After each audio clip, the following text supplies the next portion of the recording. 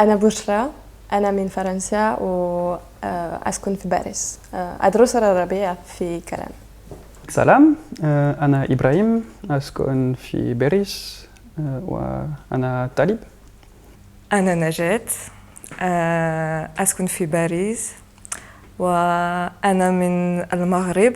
أنا كورنتان، أنا صحفي وأعمل في باريس. أنا كريستيل أسكن في باريس منذ 9 سنوات. أنا من جنوب فرنسا. أردت أن أتعلم اللغة العربية بعد أن درست تاريخ العالم العربي.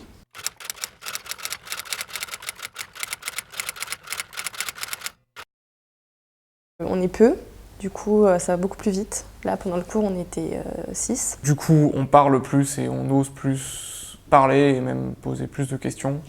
Parce qu'apprendre une langue quand on est une vingtaine ou 30, c'est pas du tout évident. On est mis en situation à l'hôtel, au marché, ce qui fait que c'est très concret et qu'on s'imagine déjà pouvoir avoir une conversation dans un pays arabe. On apprend de manière détendue et en parlant de choses, de sujets d'actualité et voilà, qui sont connectés avec ce qui se passe aujourd'hui dans le monde arabe.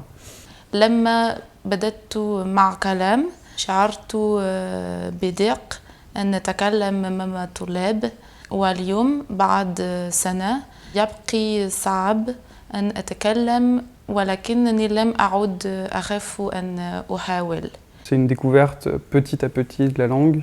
Ce qui m'intéressait au début, c'était d'apprendre à écrire l'arabe, mais je me suis rendu compte qu'à Kalam, en fait, on parlait plus qu'on écrivait, et c'est ce qui m'a beaucoup plu.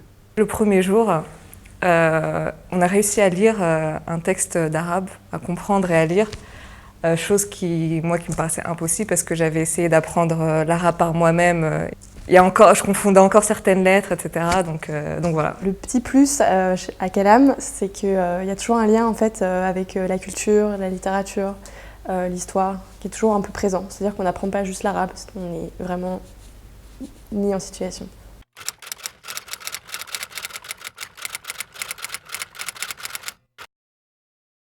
Alors mon objectif c'est de lire et parfaitement et de parler couramment l'arabe, être bilingue si possible.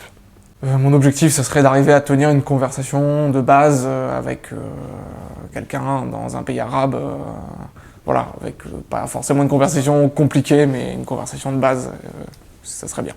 L'objectif à Kalam, ce serait de dépasser juste le stade des bases et de pouvoir vraiment avoir une conversation, de comprendre ce qui est dit dans les médias et dans la littérature. Pourquoi pas s'en servir dans le milieu professionnel, dans mon domaine professionnel aussi.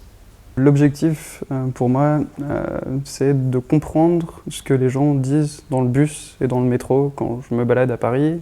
Et plus sérieusement, ça serait aussi de pouvoir l'utiliser dans le cadre de mon travail, parce que je souhaite aller travailler dans des pays arabophones.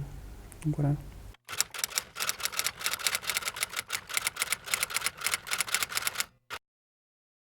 لا أقرأ الجرائد العربية كثيراً ولكنني أقرأ الشعر العربي وبخاصة الشاعر أبو نواس. J'aimerais bien pouvoir lire Khalil Gibran en arabe parce que je l'ai lu en français et que ça m'avait pas mal marqué comme livre. Je pense que c'est une expression relativement simple, donc je pense que c'est peut-être une des premières choses qui sera accessible le jour où j'envisagerais de lire un livre en arabe.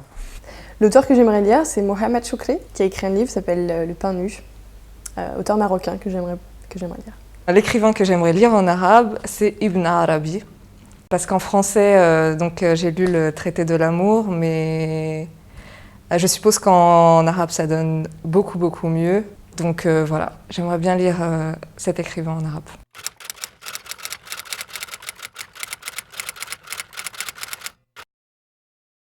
Mon mot préféré, c'est Bikouli Soror, qui veut dire littéralement avec joie et qu'on utilise pour dire avec plaisir, je vous en prie. Mouchkila, je sais pas pourquoi, mais j'aime bien comme il sonne. Donc voilà, ça veut dire problème, non pas que ça soit lié au fait que l'arabe me pose des problèmes, mais j'aime juste bien la sonorité de ce mot. كلمتي المفضلة هي اسم وهي إلهام، لأنني أحب معنى إلهام ولأنني التقيت مرأة في سوريا اسمها إلهام وهي مهمة جدا لي. En arabe, j'ai pas de mots préférés. Je trouve que les mots arabes, ils sont très très beaux et Mon mot préféré en arabe, c'est tamam, parce que quand je l'entends, ça veut dire que j'ai fait un truc bien, d'après le professeur.